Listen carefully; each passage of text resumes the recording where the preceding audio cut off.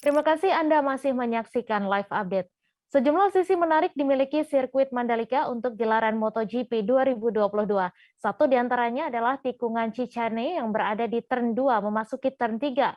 Pembalap nasional Denny Pribadi menjelaskan apa yang menjadi sisi menarik dari sirkuit Mandalika yang berada di Lombok, Nusa Tenggara Barat ini. Untuk info selengkapnya akan disampaikan rekan jurnalis Tribun News, Derajat Sugiri, yang kini sudah terhubung bersama kami. Halo rekan Giri. Halo rekan Giri. Iya, halo. Halo, Mbak. Halo, Mei. Iya. Di sini saya sedang di sirkuit Mandalika ya, tempat untuk dilangsungkannya tes pramusim MotoGP maupun MotoGP yang akan berlangsung Februari sama Maret mendatang. Seperti itu. Ya, kemudian Giri, dapat Anda jelaskan bagaimana karakteristik dari sirkuit Mandalika ini?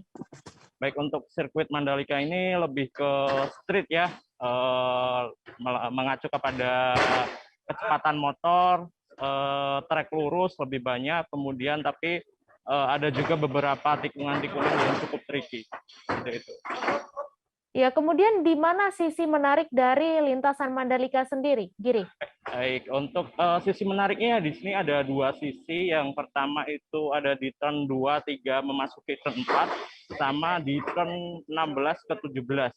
Jadi turn 2, 3 itu tikungan chicken atau cicanya ya, tapi biasa dipanggil chicken karena itu letter S.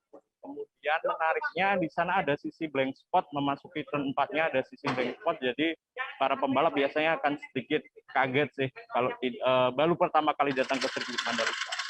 Kemudian untuk di turn 16 ke 17 ya, di sana ada letter U, jadi agak sulit untuk melibasnya, tapi kalau untuk left braking itu bisa digunakan di sana. Seperti itu, Mei. Iya, kemudian Giri, apa yang menjadi perbedaan sirkuit Mandalika ini dari lantasan balap MotoGP lainnya? Untuk perbedaan lintasannya seperti singgung sedikit tadi ada di